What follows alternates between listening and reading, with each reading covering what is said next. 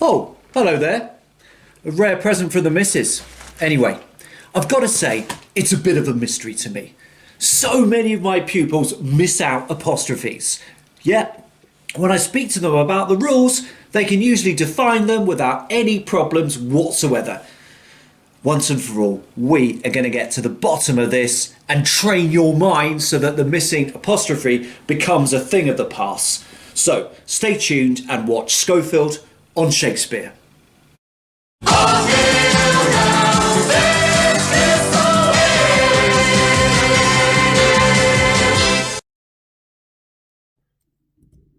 I suspect you know these rules, but let's recap them anyway. The first one is about belonging. Mr. Schofield apostrophe S videos are splendid, a fictional subscriber once wrote. Or, if the noun ends in S, let the apostrophe hang off the end, as in, Charles's writing was frankly superb. We're using an apostrophe here because we're talking about the videos of Mr. Schofield, the writing of Charles. And the other rule, fewer mistakes are made here, I would say, although note that have gets shortened to of. Don't be fooled by it sounding a bit like of. This is wrong. Another example would be, I can't wait until the mighty Eagles return to winning ways, in which can't is short for cannot. I may be waiting some time, of course. The first step to becoming a flawless apostrophe user is to keep your eyes open. Look at signs, shops, company names. Increasingly frequently, apostrophes have been omitted or mangled. Spend a moment now to consider the images on screen.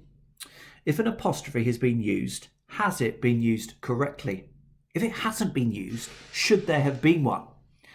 Press pause to consider and discuss perhaps if in the classroom. This video will resume in 5 seconds time.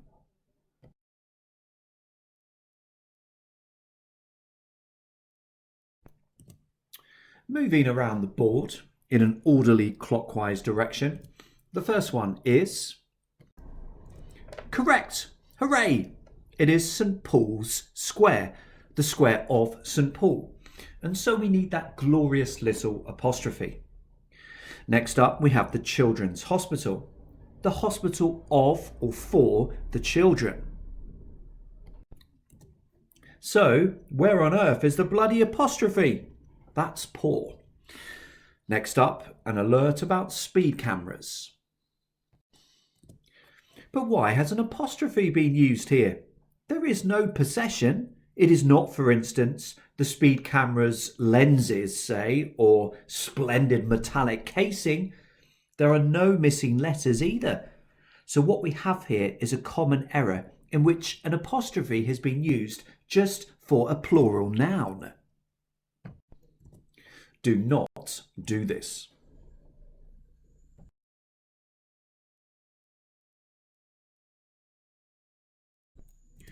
And continuing clockwise, the same error has occurred with the sign beseeching us to eat fish on more than one occasion per week. We are talking about many Fridays here. There is no possession, no contraction. Grrr! But hope for mankind returns with the sign Scholars Walk. The path has presumably been frequented by numerous scholars over the years. It is their walk, the walk of the scholars, hence the apostrophe after the S. But notice how Scholars Walk leads to Pepys's Court, a reference to Samuel Pepys, the famous diary writer from the 17th century. His surname ends in S, and the court belongs figuratively to him, is of him, hence the apostrophe. Dispiriting matchday tucker above, though, in more ways than one. This stall sells multiple pies. Okay, fair enough. But why the apostrophe just for a pluralization?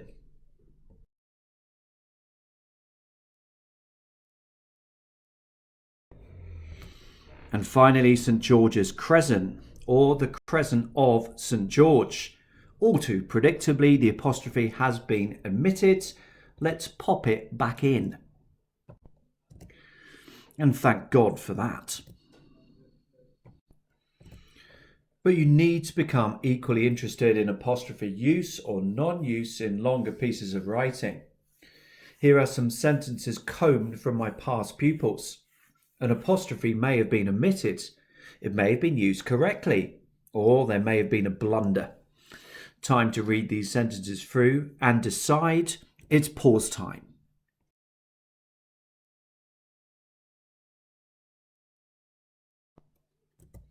Pretty easy, I hope. So let's whiz through the answers. I'm assuming that this young fellow is referring to vibrations coming from more than one speaker. Perhaps there's a pair. It is the vibrations of or from the speakers, so we need the apostrophe after the final S. However, do not dare put an apostrophe within the first word of the sentence. It is a simple pluralization of pencils. It is not, say, the pencil's tips. Next up, the sentence is correct. It is a portrait of the original benefactor of the library. So we need the apostrophe to indicate the possession. For number 3, we're talking about the mouth of the snake.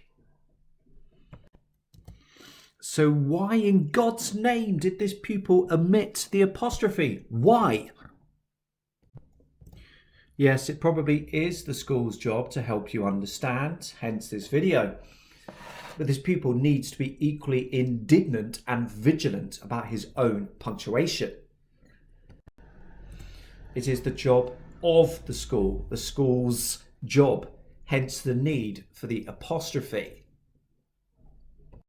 So 2 different apostrophe spotting exercises so far. One within tiny phrases and one within full sentences. It's time to broaden the scope and make this more realistic. Shortly on screen will appear some full paragraphs written by past pupils. Look only for apostrophe errors.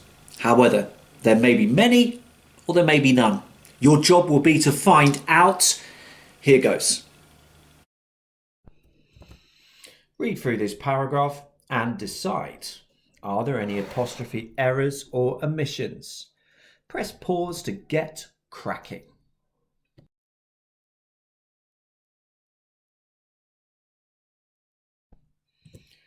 Some rather nice moments in this piece of writing.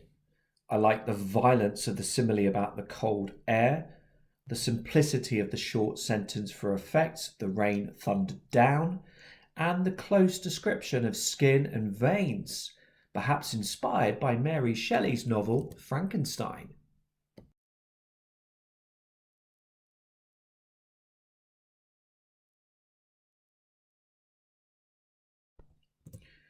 In terms of apostrophes, just one, and it's used accurately.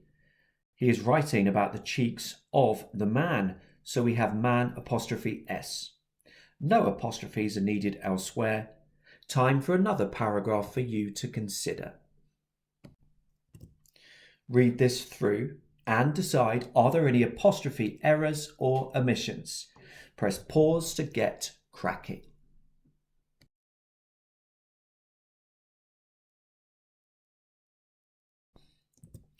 Plenty of energy in this writing and the use of some of the senses, particularly sounds. The imagery is broad-ranging, extending from biblical stories to that ugly monstrosity, the Burj Khalifa in Dubai. However, this pupil might want to be wary when it comes to the way he begins sentences and to try to vary the first word more.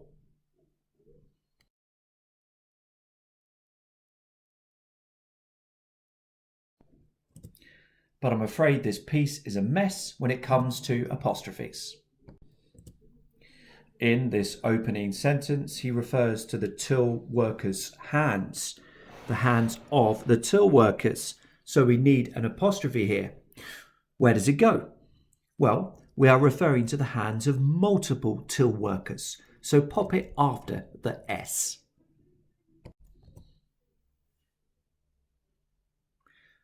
The following two sentences are fine. There are no apostrophes and there don't need to be any. But it is in the fourth sentence where we really see the problems.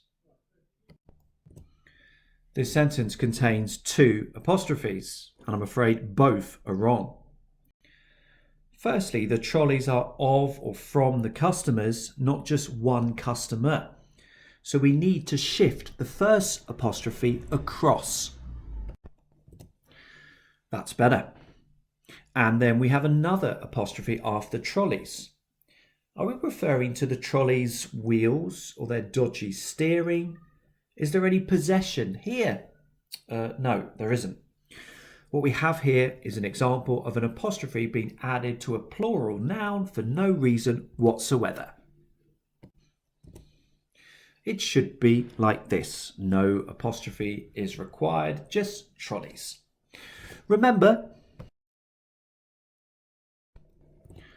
and the final sentences are fine, no apostrophes needed. Remember that in this video, I'm trying to train your brain to break past sloppiness so that you never make apostrophe errors again. So let's just analyse one more paragraph. Are there any apostrophe errors here? You tell me. Read this through, decide, press pause. Remember, you are looking only for apostrophe errors.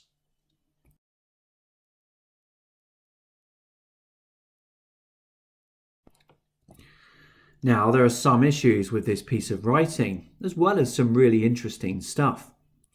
The ambition is there for all to see in the use of small detail, the sound of the coffee machine, the focus on the coffee beans, and more interesting vocabulary such as the verb funneling. However, are the semicolons used accurately? And may this be explored within my next top 5 most irritating errors video? In terms of apostrophe accuracy though, what have we got? The first two sentences, no apostrophes. Should there be? Nope. The third sentence, however, does contain an apostrophe. Is it correct? Well, yes it is. The clamorous thumping is coming from the coffee machine, is of the coffee machine. Presuming that there is only one coffee machine within this super busy cafe, then the apostrophe S is correctly positioned. Which brings us onto the final sentence. Should there be an apostrophe here within baristas? Good God, no. Remember, and the rest of the piece is fine, at least in terms of apostrophe accuracy. No others are needed. So there are no more excuses for inaccurate apostrophe use, dear friends, pupils, viewers and subscribers. Next up, we'll deal with accurate semicolon use and come back to the extract we explored for task 3C. Many thanks for honing your skills for GCSE English language and for watching Schofield on Shakespeare.